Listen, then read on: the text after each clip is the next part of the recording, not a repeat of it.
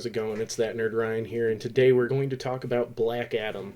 I saw it this morning and let it sit for a little bit because I want to get away some biases that I had before seeing this movie.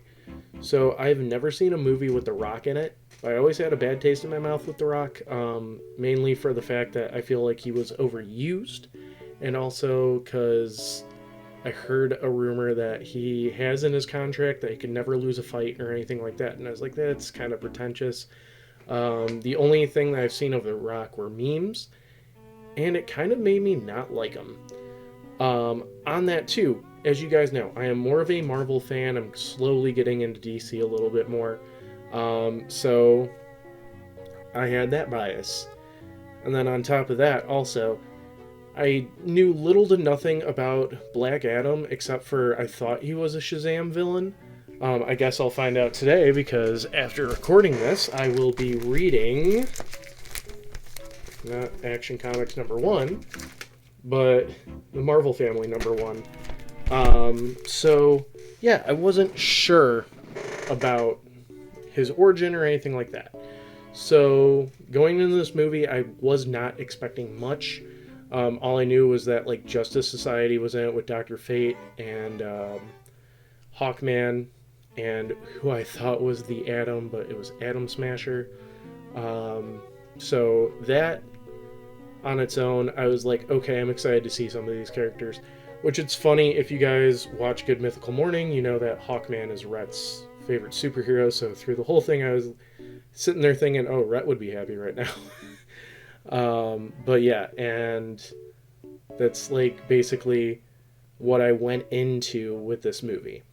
So the movie's been out for a week by the time of this releasing, so I will get into spoilers in a minute. I'm going to talk about things that I liked really quick without trying to get into spoilers, and then things that I didn't really care for, and then we're going to rank it and then go into it.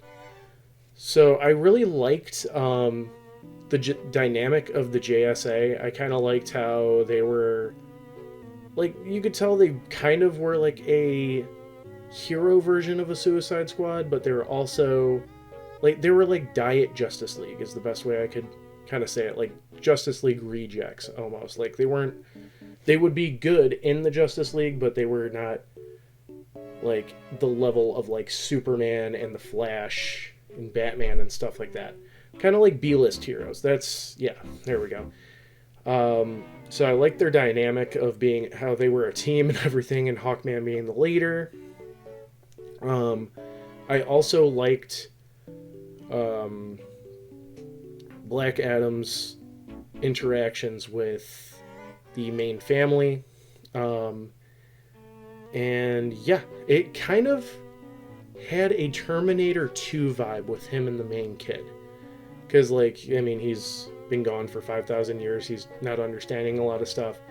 And, like, there's even where a scene that I feel was ripped directly from Terminator 2, where he's like, oh, you gotta have a catchphrase. Like, tell him the man in black sent you. Kind of reminded me of, like, when you put somebody out, you gotta say, hasta la vista, baby. And, like, stuff like that. And them trying to grasp the concept of a catchphrase and stuff like that. Like, it felt like Terminator 2 there. What I disliked was, honestly, which nowadays with everything that's come out, especially with Shazam, which is like a sister movie to this and stuff like that, the child acting was very off to me. And it's not even child acting, it was teen acting, it felt like. But the kids in this movie kind of looked like they didn't know what they were doing. Sometimes it felt like they were dubbed over and stuff like that. Like, they didn't capture the correct emotion in the lines that they were saying, I felt like. I also kind of felt some lines were way too cheesy. Like, just extremely... Like, I mean, I'll say this one. This isn't a spoiler. It was in the trailer where they're like, heroes don't kill people. And he's like, well, I do.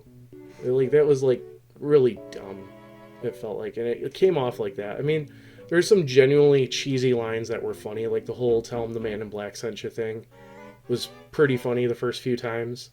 Because he wasn't understanding, like, oh, I can't tell them that after I kill them because they're not going to hear it. So I'll try as I'm killing him. Oh, he still didn't hear me finish it.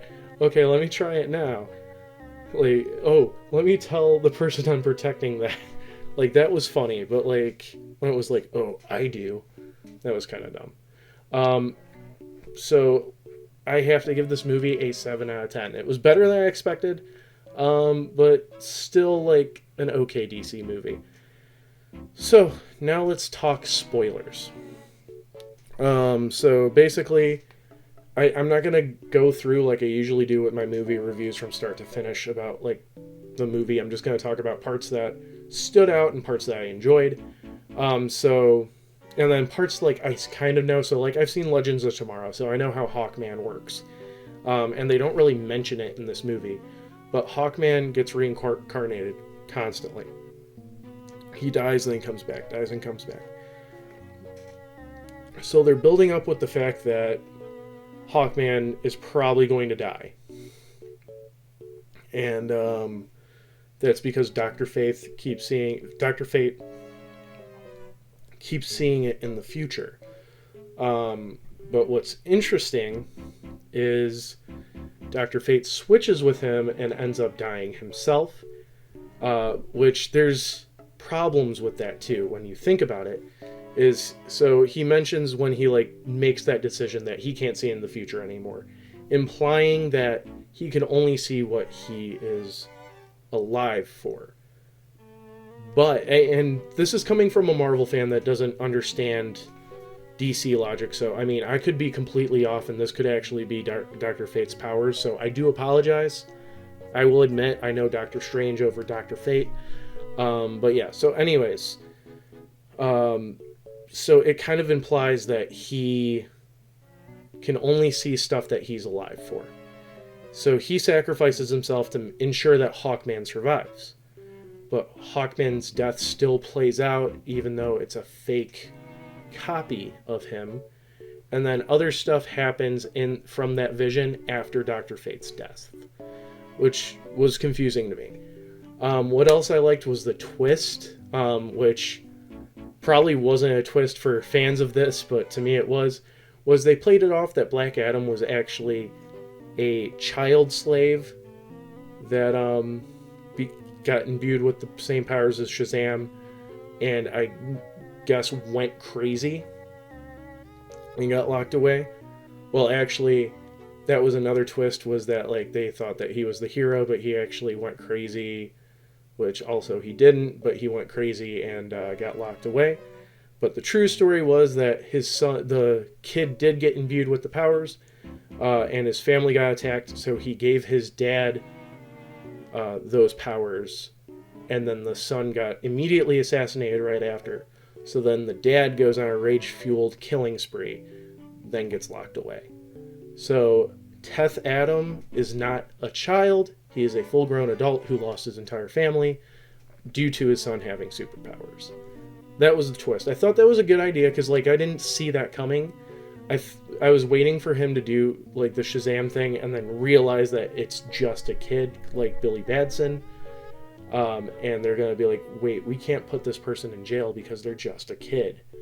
But no, I like how they played it out and everything.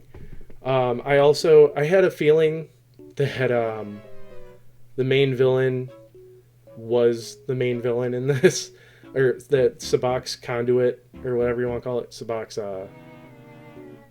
person that transforms into Sabak, was related, like a last destiny of the, or last like surviving heir of the king. And I didn't expect him to become a full-blown demon, even though I saw toys. But I was like, oh yeah, that guy, he looks too much like the king from the beginning. He's got to be related to the king. But yeah, so that I called out. But I think my favorite scene has to be when Black Adam comes back and he just wrecks house. I thought that was really cool. It was cool that he only had one line in that, and then just wrecks house. And then it gets to like the silly stuff, which the silly stuff in this was pretty good. Him waking up in a kid's bedroom and then immediately burning Superman, and then like destroying other superheroes, him not understanding doors and walking through them, which that was another cheesy line that I thought was funny. Was they're like, so I guess there wasn't doors when you were born. Well, yeah, that's how we got into rooms. Like, yeah, that was a good line. And no, that was sarcasm. Oh, okay. Yeah, I like working in teams. Was that sarcasm? Yeah. That was pretty funny. Like, that reminded me of Drax. Gave me Drax vibes, and I was fine with that. But yeah, I thought those were pretty good. The final fight was actually a really nice fight between Sabak and Black Adam and Hawkman. And also, like, Black Adam reconsidering how he's been acting and everything. I thought was good.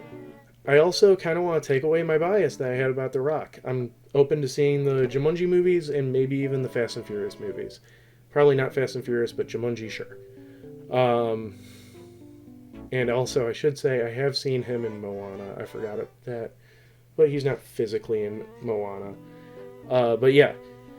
So, I enjoyed the movie a lot more than I thought I would. And then let's talk about the post-credit scene that actually made me happy. Was Henry Cavill is back as Superman, which is great. So again, I give this a 7 out of 10. I hope you guys enjoyed the video.